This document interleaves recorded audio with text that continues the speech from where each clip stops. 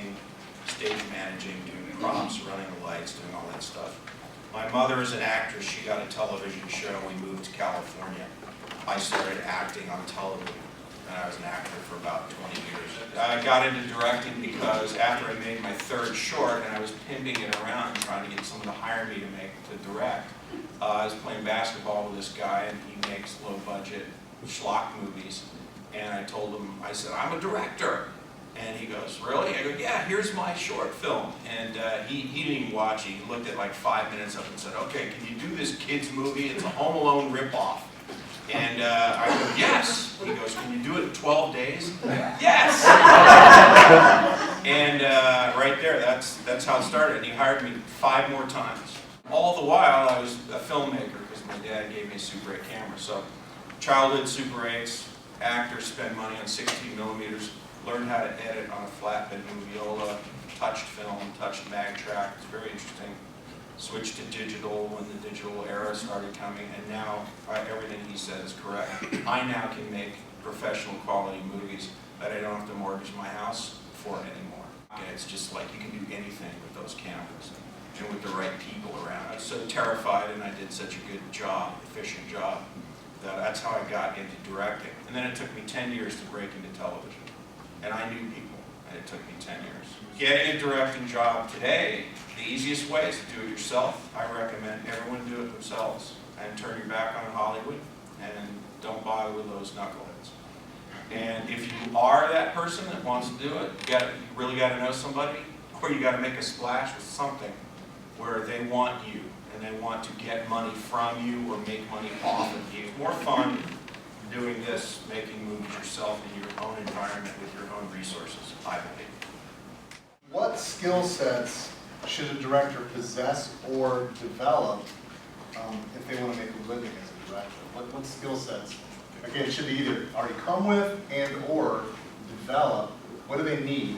You need to learn that if you get a big payday, you may not get another one for 18 to 24 months. And so you better not go buy that brand new Porsche and start playing movie guy. I think managing money, and I think just understanding the sense of business. Again, we sort of talked about this yesterday in the pitch, that it's this much creative and this much business, and you can't afford to not know how certain things work. You have to do what's in the best interest of the film. I think other things that you should definitely develop, the ability to quickly discern whether or not a crew member is a problem and fire them. Get over the need for people to like you. I think as a director, and I mean that as seriously as I could say anything, you can't afford to worry about being liked. That doesn't mean you can be a jerk. It doesn't mean you have a right to devalue anyone, belittle anyone, cast your crew. But you alone, if the film is tanks, you're alone. So you have to quickly, and hopefully during the interview process, catch a red flag and say, that's going to be a problem. I think film history is big. I'm a big believer in, if you haven't seen, just for reference points, the 100, AFI's top 100 films, to be able to discuss cinema, the history of cinema with people, I think is important. You need to be a host, not a boss, especially if you're, this is what I teach in my seminar about micro-budget movies. You have to welcome people and thank them every day, especially if you're making a micro-budget movie, which I assume most of you are, under 200 grand probably.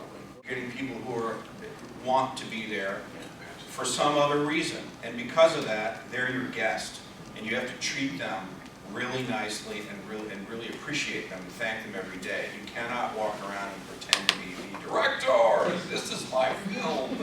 This is the only important thing you'll ever do. If you're that, you're a big D-bag, and you should pack it up. So talk about directing actors. Just that dynamic. Talk about Well, similar thing, and all an actor wants to feel is safe and secure and cared for and looked out for. So, and you've worked with a lot of big names, so that's yes. like the famous people all the way down to the... All of them.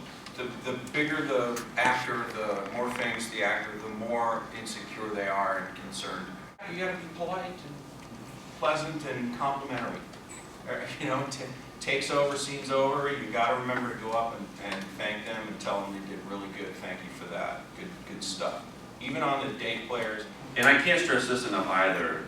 is the ability to collaborate. If you really want to be a director, it's the ability to collaborate and to not be overly defensive and territorial or exclusive about your ideas. I think when I started directing, I thought it was about ramming your vision down everyone's throats, and I really, again, you have to, your job, you're the first audience. I really view, at least independent filmmaking, is the director's almost a filter. You're almost a filter that all of the, and once you start inspiring the crew around you, they're going to come up. I've got almost everything in every process of making my feature, what happened on set during editing and post, my favorite things, almost none of them were my idea. And argue your point, because you should know the script better than anyone. Right. So if a crew member or a cast member comes up to you and has another viewpoint of it, you got to figure out how did they arrive at that. Right. Is it valid? Did I miss something? Or how do I defend what's going? If we do it that way, that's going to unravel something else. You have to be able to debate it. There are two kinds of directors, I think. They're the gearheads. Right. And people like to hang out with the actors. Right. And I'm definitely the kind of director that likes to hang out with the actors. My background is theater as well, and I'm just very comfortable with the actors and talking about story. I know just enough of the technical stuff to be dangerous and get the job done. I enjoy just getting to know the actors. I believe in, especially your leads, spending time with them a little bit offset and getting to know who they are. And again, it goes back to the psychology thing. Not all actors are the same. Not all actors work the same. And again, you might have taken a Meisner class in college, and so you think your job is to make sure everyone's using Meisner technique. Or you might be doing with an actor that they hate Meisner. And so you need to know the different schools of acting and find what works for that actor. And if you're a director, even if you don't want to be an actor, I'd encourage you to go act in a short film. Or something that doesn't, for a friend, just know how vulnerable it feels to be an actor and how hard it is and how emotionally raw you have to be. And I think in doing that, you will have greater empathy in talking with the actors. You have to be an actor. You have to know it. And you're also acting all the time. Yeah, Well, you're performing. You are a director is performing. Yeah. You know, and it's so funny when you do this stuff. I've taught a couple of directing workshops, and one of the things is you have to direct with people watching you. Directors are performing. Yeah. Everyone's standing around watching you, and believe me, they're judging you. Yeah. And so it is a performance. And you know, if you're like, I don't know what I'm going to do. Trust me, as a director, it's not a good idea to go like, I don't know what to do. That doesn't inspire the troops. You have to really protect your actors and your edit as well. Yeah. Because you may be in love with some shot you did, but they fumbled something or they didn't look good or something like that, and you really have to seriously consider what you should do. Save the shot or help that character out by cutting out some really bad frames.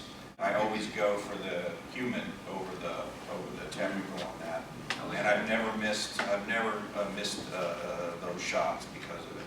And then later they feel good about you when they see it on the screen. They're relieved and happy. What are the director's primary responsibilities when you're directing for TV and what's like that? Get along with everybody, shoot the schedule in a timely fashion.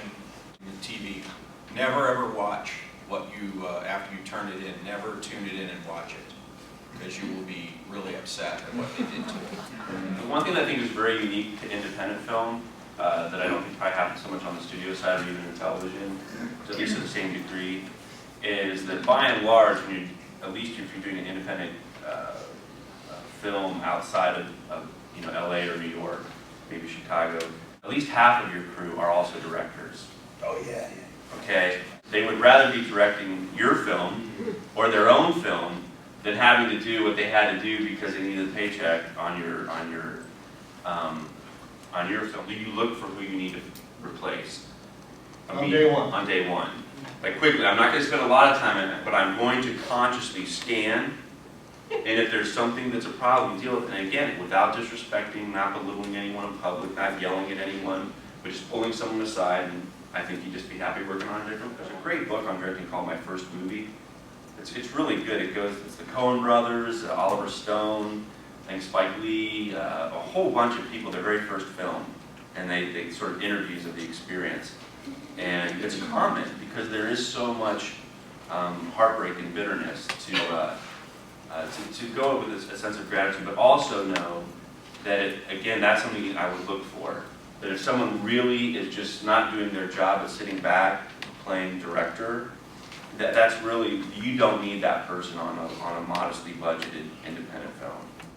How do you develop the style as a director? Like, for instance, when you see a Wes Anderson film, you know you've seen. Oh, you're talking visually, not approach, not how you interact with people, but No, visual look. right, visually, aesthetically. How do you develop an aesthetic, or as part of that even a performance? You get that magic, that alchemy, where you're lost and you suddenly believe, it's not Sylvester Stallone, Talia Shire, in the corner of that kitchen, that dirty, filthy kitchen, just slipping down, holding it on.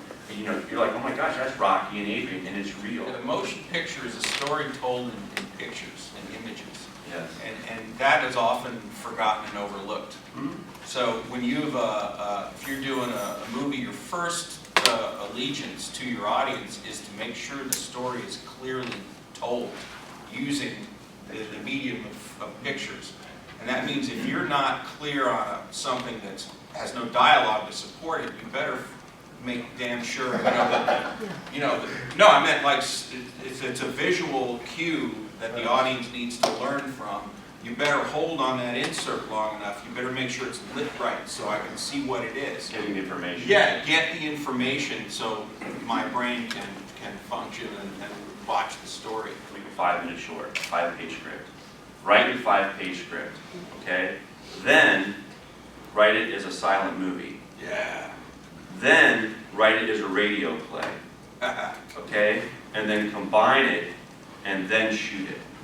And I guarantee you, without question, that it will raise the level of what that would have been 100-fold.